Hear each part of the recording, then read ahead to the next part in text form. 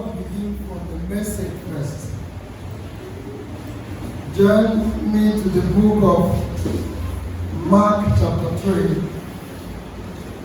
from verse 14 to 16. Mark chapter 3, from verse 14 to 16. Are we there? Mark chapter 3, 14 to 16.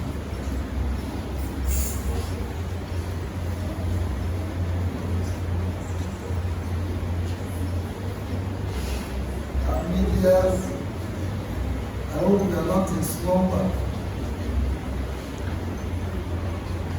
Mark chapter 3, 14 to 16 said, I read from King James Version. And he ordained 12 that they should be with him, and that he might send them forth to preach and to have power to heal sicknesses and to cast out devils. And Simeon is surnamed Peter. Hallelujah. Father, we thank you for this moment of sharing in your word. Spirit of the living God, breathe life and strength upon your word. I have no strength of my own. I ask for strength. I step aside as I ask that you take the center stage and use my feeble tongue like the pen of a mighty writer, to the glory and honor of your name. In Jesus' mighty name we pray. Amen. Our convention theme this year is entering the newness through discipleship and apostleship. Entering into newness through discipleship and apostleship. But before I talk about this, the essence of Focus Week in a Baptist church is to help our women sell the vision for the year. What the Lord is calling them to do for the year. Sometimes you go to Baptist churches, our women will gather and sit down and have a meeting, almost like the village meeting, and contribute money, and that is the end. If it is the essence of having WMU, it is zero. First of all, who can tell me the meaning of WMU? Women Missionary Union. Women who are missionaries. Women who are called out to do mission. And what does it mean to do mission? Doing mission involves soul winning. Going out for the kingdom, impacting lives positively. Every local church WMU should have something she is living for. In one of our Bible studies, I told you that our church in Lagos have what they call graded WMU. From age 25 to age 30. From age 30 to age 40. From age 40 to age 50. And from age 50 to to age 80 and above. And each of these WMU groups have a mission target. In 2000, the young women in Good News Baptist Church, Lagos, picked me from the Bible College and sent me to Abakaliki Home Mission, Victory Baptist Church, Onweke, and they were paying my salary for 5 years. Every month, they sent my salary, they sent allowances, until they also gave me a mandate as a pastor. Now within these 5 years, we are trusting that this church will come up and become self-financing. And by the grace of God, God helped us. Within that 5 years,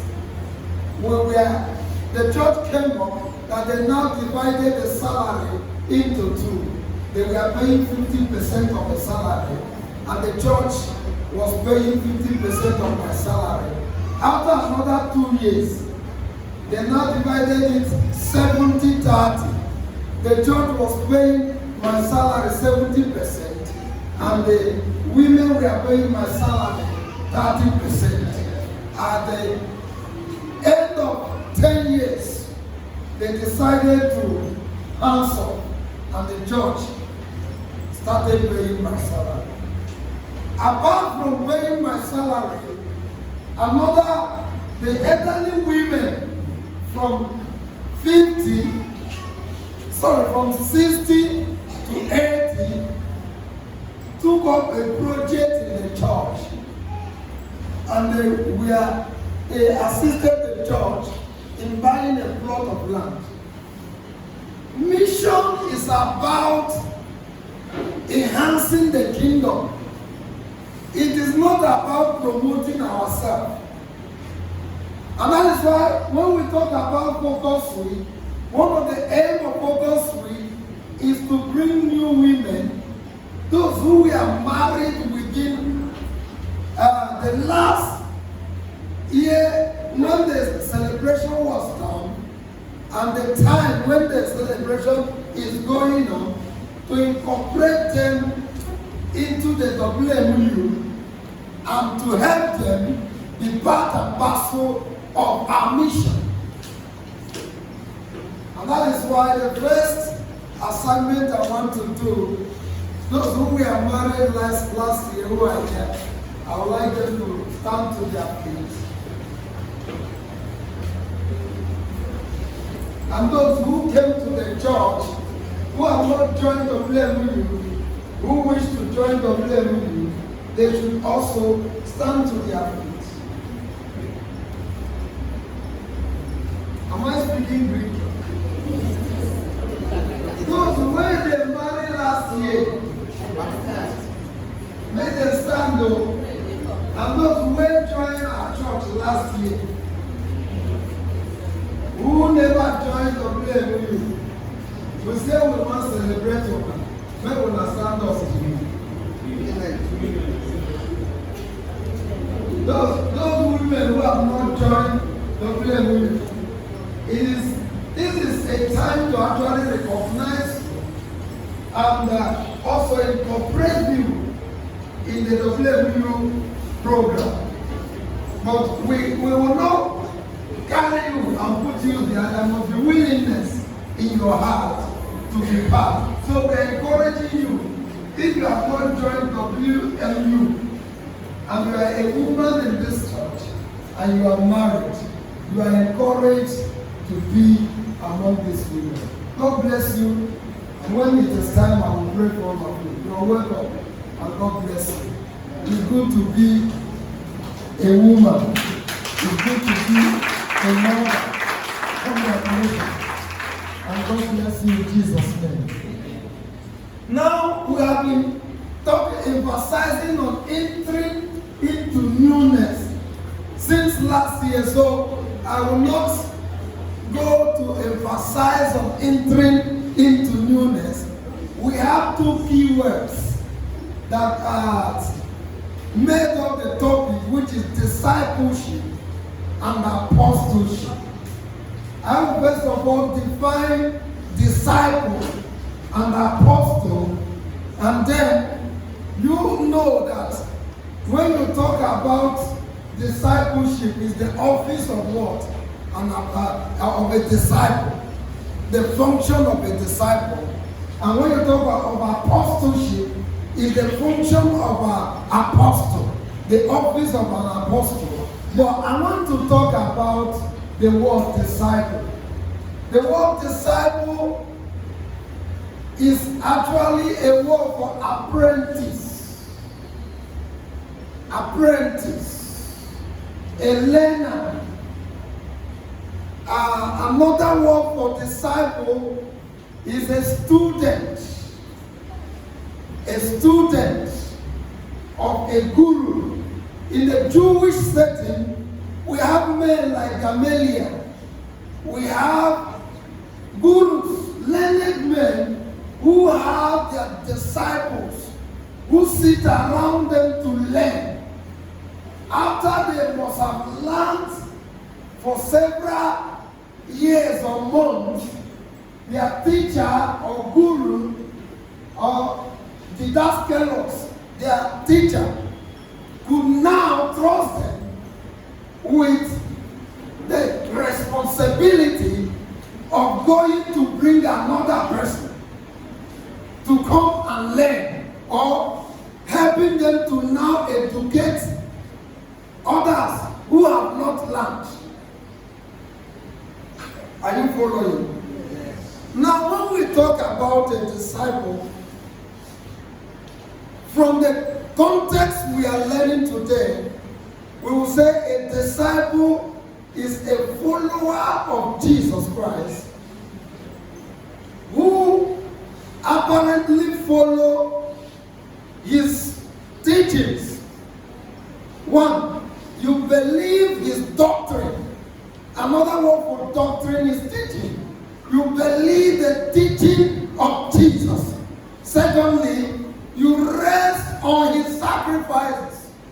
There are sacrifices that Jesus made that you too who want to join him will also rest on that sacrifice. You remember when Jesus was moving in the street one day, somebody ran to him and said, "Master, I want to follow you." Jesus said, "Do you know who you want to follow?" They said, "Yes." Jesus said, "The man you want to follow, fox have holes, but the Son of Man has no place to lay his head." What was the implication of the statement Jesus made? Actually, he was telling the man, following me is not rosy. Following me is not like being no more jaye. Everything you needed will be given to you. There are several sacrifices you need to do what? To make.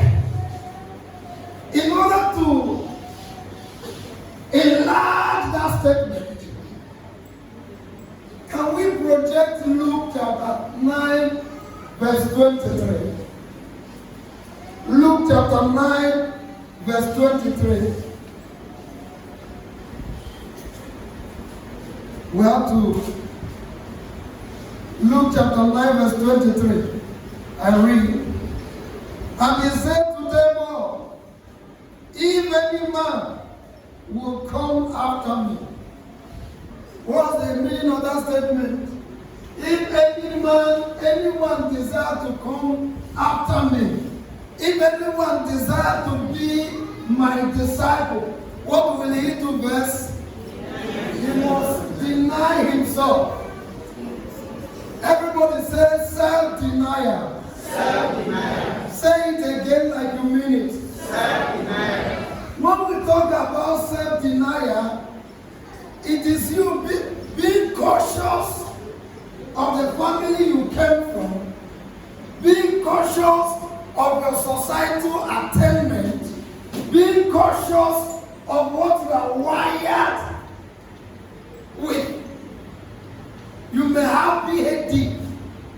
may be a professor, you might be a doctor, you might be a master degree holder, and you might be a director.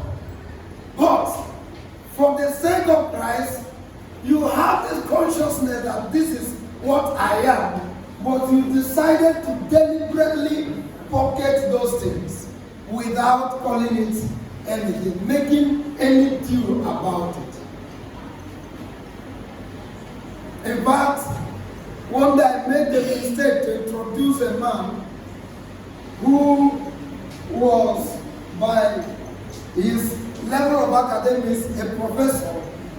And I just said, we have our brother here.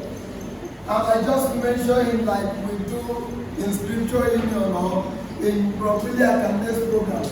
Everybody is brought. I said, we have our brother here today who will be talking to us. When our brother came to the pulpit and collected the microphone, he took 5 minutes to educate me that he is not a bro.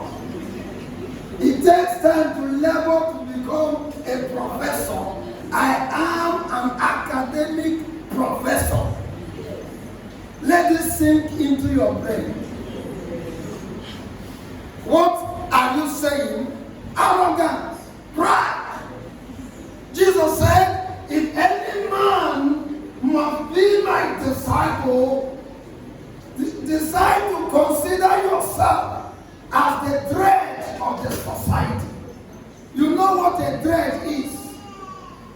When we were young, when our fathers and our grandfathers used to drink palmy, when they drink and they get to a level in the glass where there is a mixture of debris and the palmy, what do?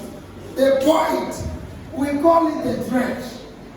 And now, you consider yourself as nothing but as a drench. I don't care to know the university you graduated from, whether the one of Edinburgh or Oxford University or whichever university. It is immaterial when it comes in your relationship with God. Do you know why people raise their shoulder like peacock? You have seen peacock. When you get close to a peacock, you see, oh, they just raise shoulder. It's when the person is not broken. When you have not known the rudiments of being a disciple, all it takes, the prize of being a disciple. One of the prize of being a disciple is to consider yourself as nothing. It is not a function of how much you have in your account. It's not a function of the type of vehicle you are using, whether a machine or a motor. It's not a function of that. But it's a matter of a man deliberately saying, I belong to Jesus. I am under him. He is my king. Wherever he leads, I go. Self-denial. Jesus exemplified self-denial. Right in the throne, the Bible said he was in nature very God. 100% spiritual, 100% physical. But yet, when Jesus had the opportunity to choose the man who will give birth to him. Now who give birth to Jesus? Carpenter, not the furniture maker. You know the difference between furniture maker and the carpenter.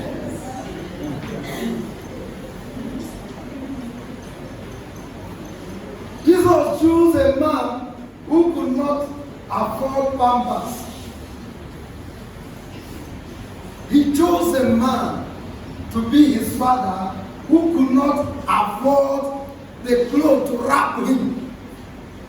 If God give me an opportunity of who will give birth to me, God no will make that mistake.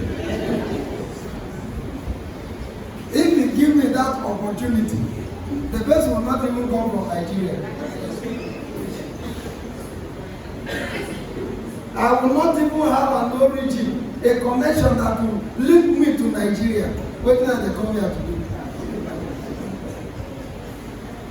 But Jesus decided to be given birth by a woman who almost by law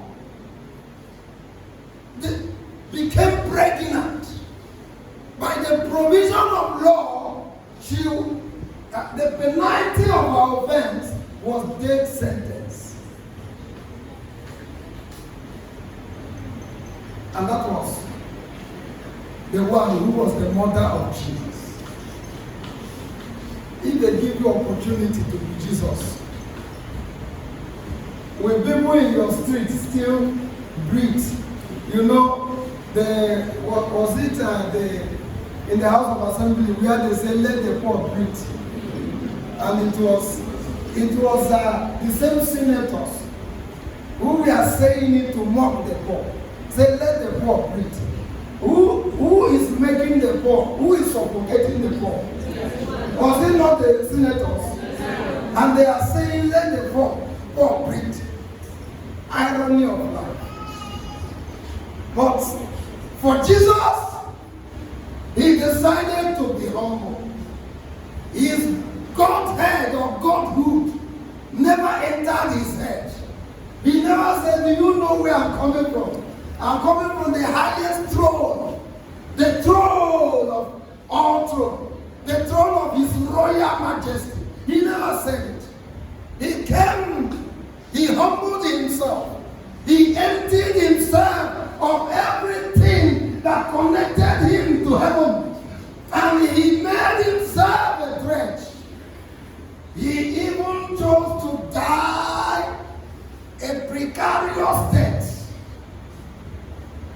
Excruciating death, a painful death on the cross. Do you know what it means? How many of us have gone to the hospital and they needed to take some blood from your body and they put something like a pin and pierce your hand? I hope you tell the doctor thank you. Or you say do it again. And then imagine when something like 6 inches is dropped into the hand of a man, pierced with a big hammer, whether Monday hammer or small hammer, hitting his hand, and the thing entered. That was the kind of death he chose. He would have decided to choose another kind of death. But he went to the cross so that he would lay a legacy, a precedent that we should learn that no matter whatever degree you have acquired, whatever wealth you have, whatever name you have made in the society, whatever you have become, that you should just pocket it and serve the Lord. When we go to, how many of you here in this church have gone to MLR or Brother Billy Academy when we used to do it in Boko, Benue State? Yes. Do you know anybody they call professor in that camp? Do you know anybody they call doctor in that camp? In fact, you will mistake a professor who is washing plates, who is washing the toilets, making it clean, drying the lavatory and the whole environment. A professor is sweeping the environment and he's happy doing it. That is what we call self-denial. Tell your neighbor of that, please bring down your ego. Say it again.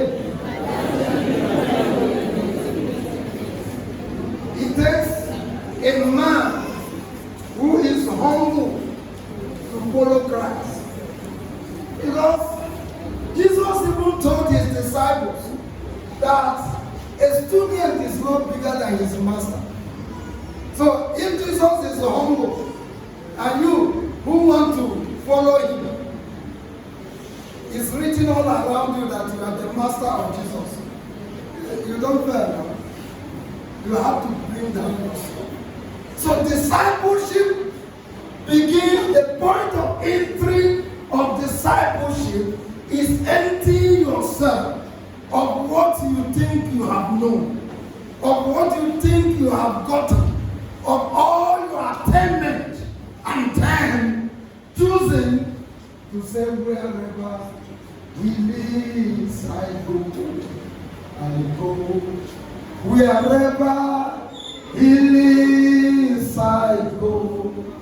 I will follow my Christ who loved me so.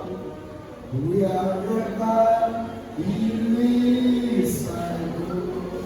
I attended a burial yesterday at Owerri. Right in that burial, one high-ranked military officer who is a member of First Baptist Church Owerri, because of his presence in that burial, armor personnel carrier 3 were in that place, well loaded. Army men were armed to their teeth. In fact, you don't make anything in that environment.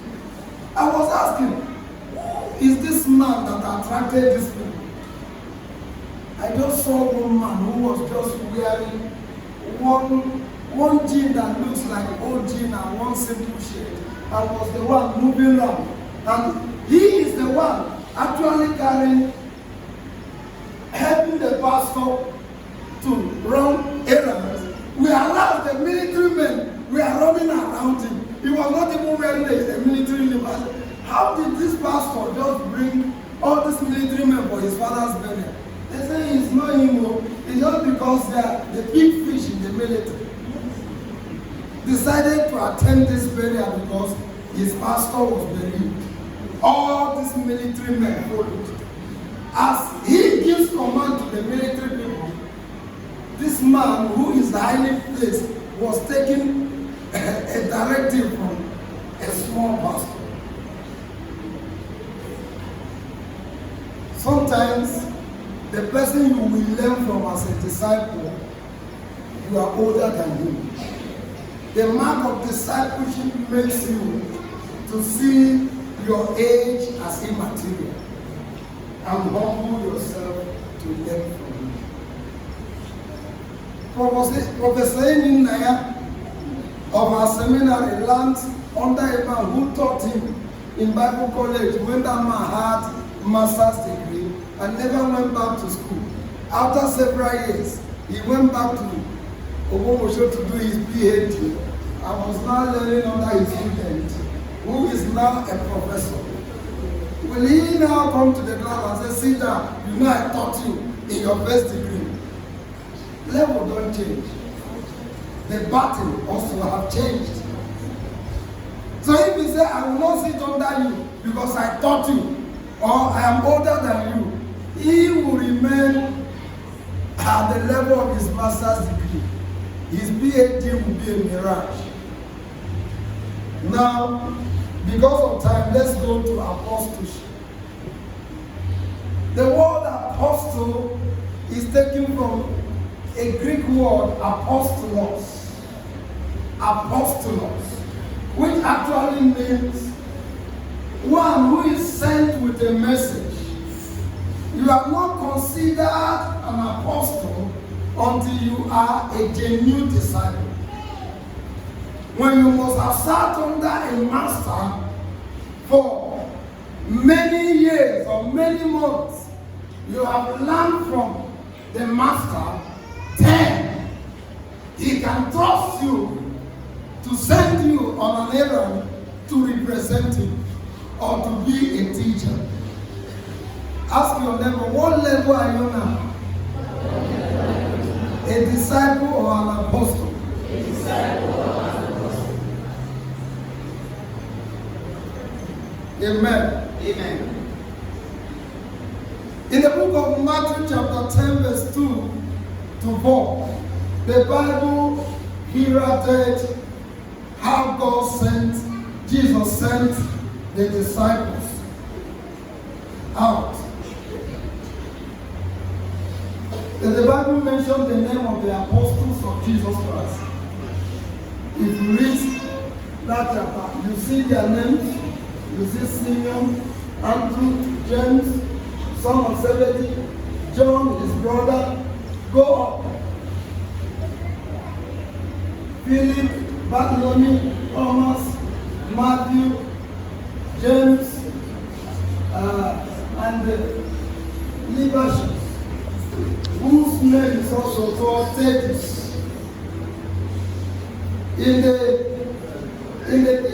you look at different synoptic gospels, there is what we call in theology their accounts or narration. You see, Lucan narration and Johannine narration and Matthew narration, there is a little slide, but that is academic work. I don't need to go to that place. But there is something I want you to know. An apostle is one sent with a message. An apostle can also be seen as an envoy, an ambassador. An ambassador. Can a nation send somebody who they did not trust to be the ambassador in another country? You can't. So an ambassador is one sent to represent the king at the court of another king. So an apostle, you are sent to represent the king. Let us now look at the characteristics of an apostle. Characteristics of an apostle. Are we there now? 1. Experiential knowledge. Everybody say it.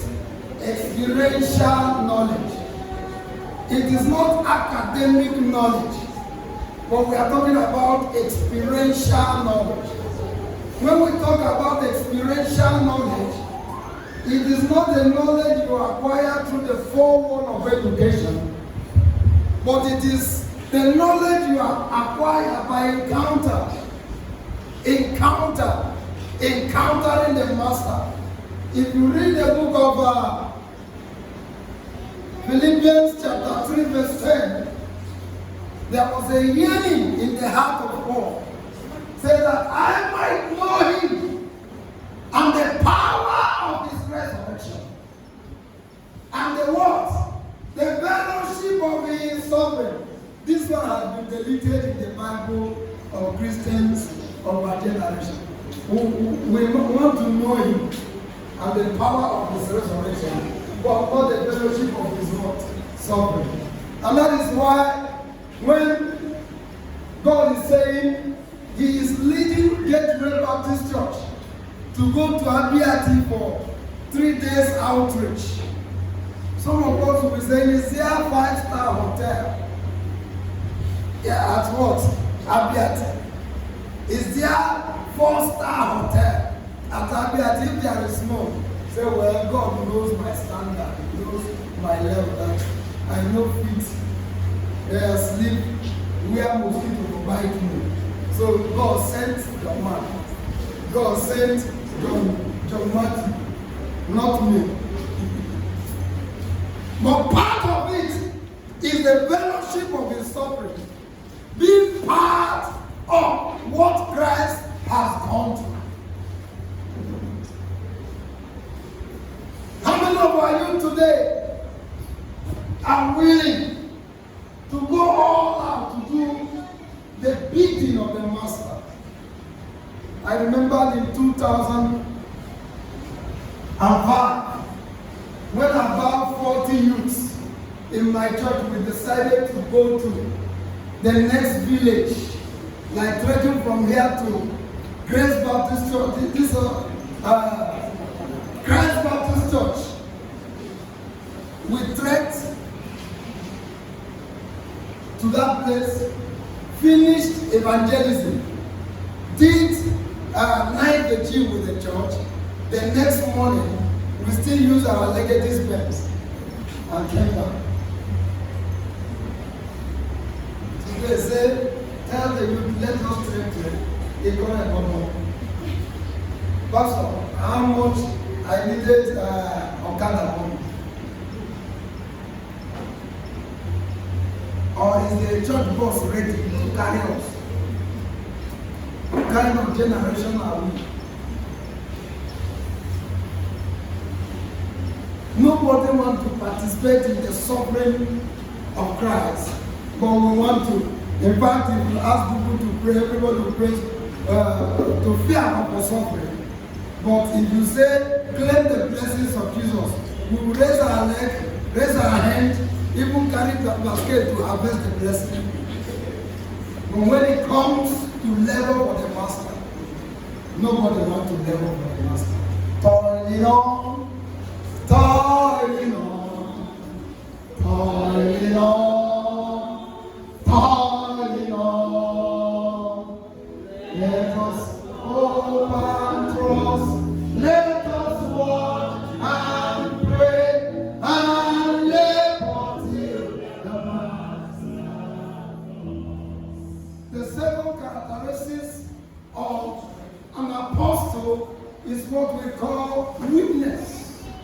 And the word witness, you cannot explain the word witness if you don't know its root word from the Hebrew concept.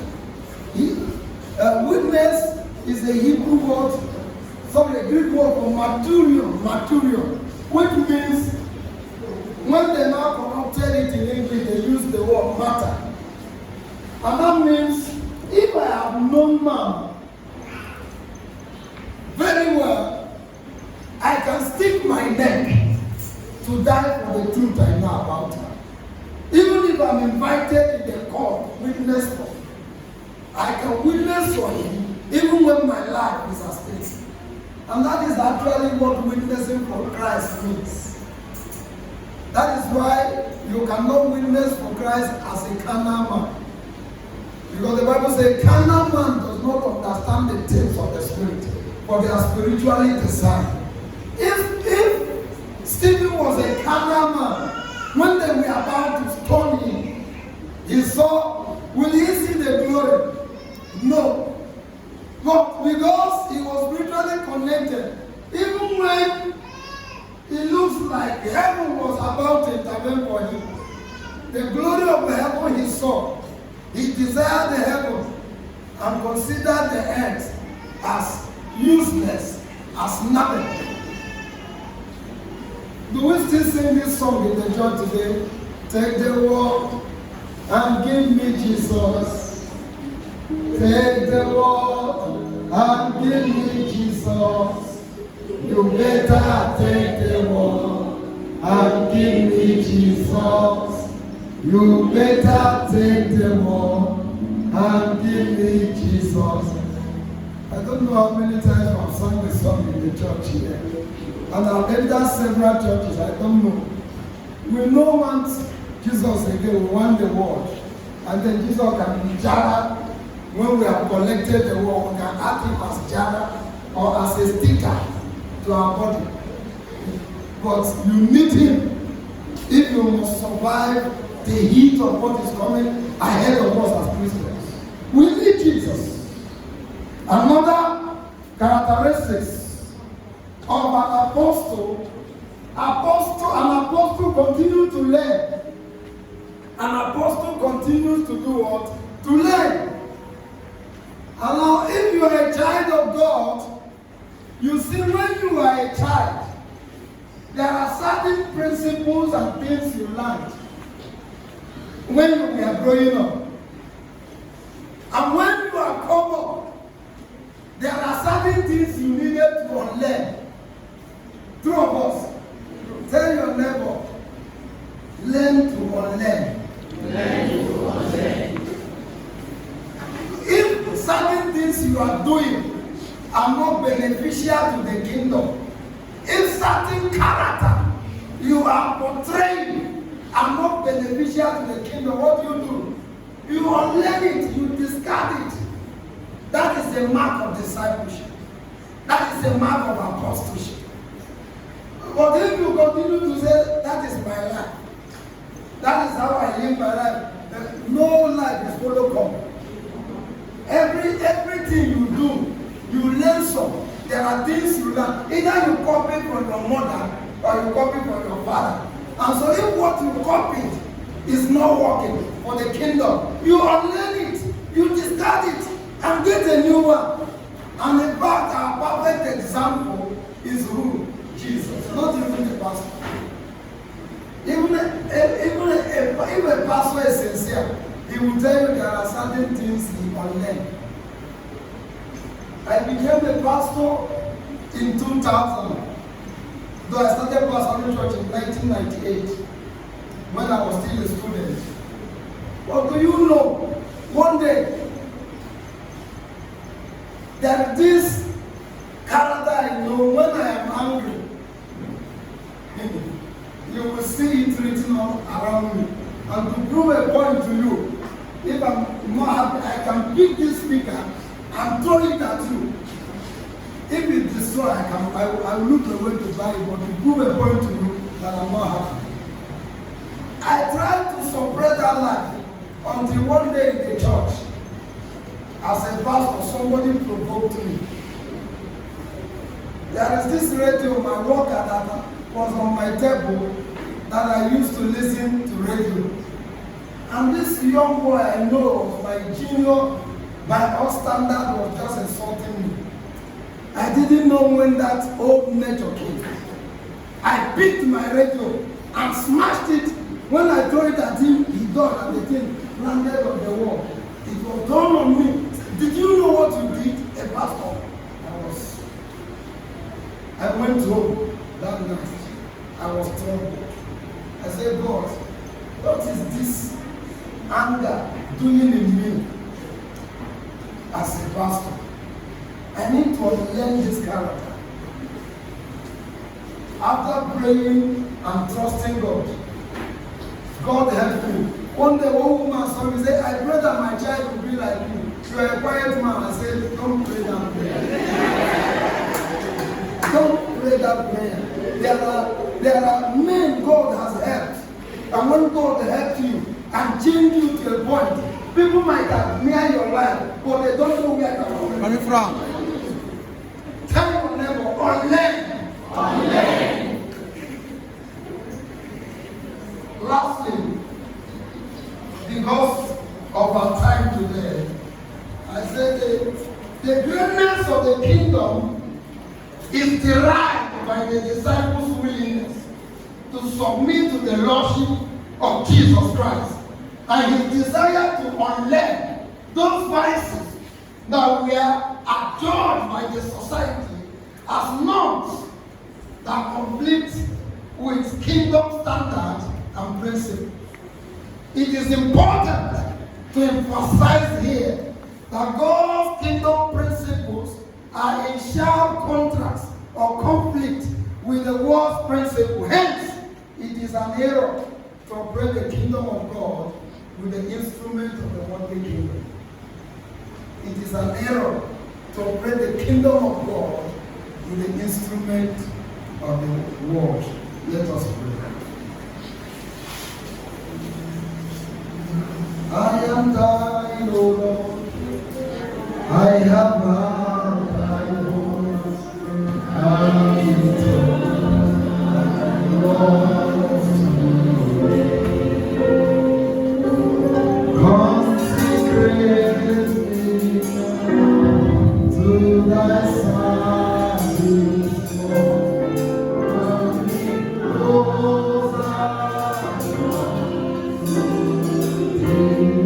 Draw me nearer.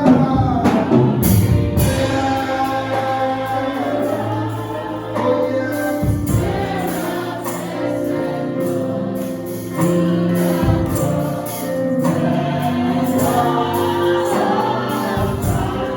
Draw me nearer.